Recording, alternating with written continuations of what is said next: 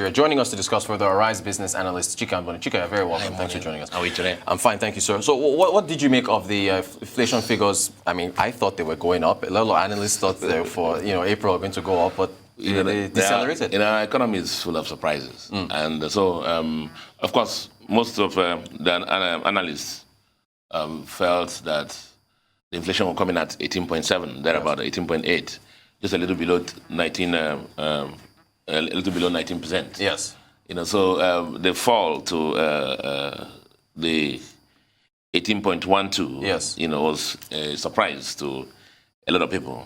But do recall also that this economy surprised a lot of us in the Q4 GDP that we all thought would remain. That we thought there was going to be contraction, and it gave us, even though a flattened 0.11 growth. So it may be the good winds that gave us that growth in the Q4 that smiled on us further and this April, and has come in to give us the deceleration in the inflation rate from month to month, year to year, coming at 18.12 yes, compared to the 18.17, 0.5% reduction or deceleration in the inflation.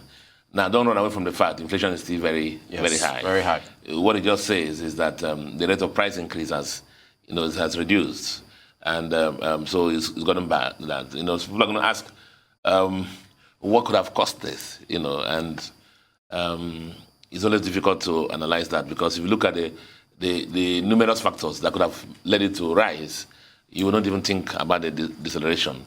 But something tells me also that there is what they call the buyer's lethargy, the buyer's tiredness. It's too much. So we can't do it again. We can't do it again. So the price can't. So if you don't find people who are going to buy from you at these so high levels, what will happen to the price? It has to. The curve has to turn around and start coming down. I have a feeling that this is maybe one of that reason. And also, don't underrate the reasons that could have given us a Q4 GDP growth. Yes. Could also have seeped into our inflation factors and help to moderate the inflation, especially the food inflation. Fantastic. What do you think the MPC will do next week? You think they'll stay? We said it before that we are in stagflation. Basically, a stagnant growth and an inflationary environment. And because of the fact that we're coming out from recession, the tools required to get out of the recession, unfortunately, work against inflation. I said at that time that if I were the CBN governor, or I have a feeling that CBN governor, or the MPC guys who watch for the Q1 GDP that I think is going to come out next week. Yes. And see whether it's moving to the single whole percentages, like 1 point something or stuff like that. And if that growth pattern is there, I have a feeling that they will start to moderate inflation. Basically, raising the monetary policy rate to start sucking away money from the system. And that's to help start moderating inflation.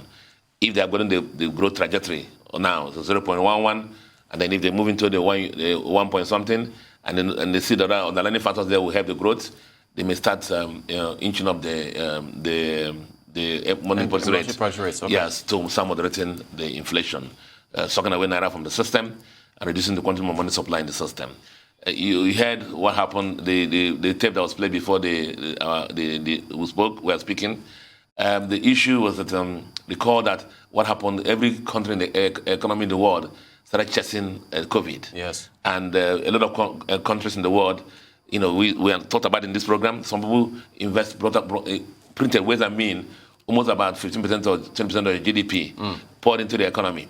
And remember, production was very low at that time. Yes. So you had a lot of people who had checks, chasing the few goods they had in the economy. And now production is lagging money supply. And we're hoping that will catch up and then reverse inflation. Arise business analyst Chika, thanks for taking us through those inflation figures.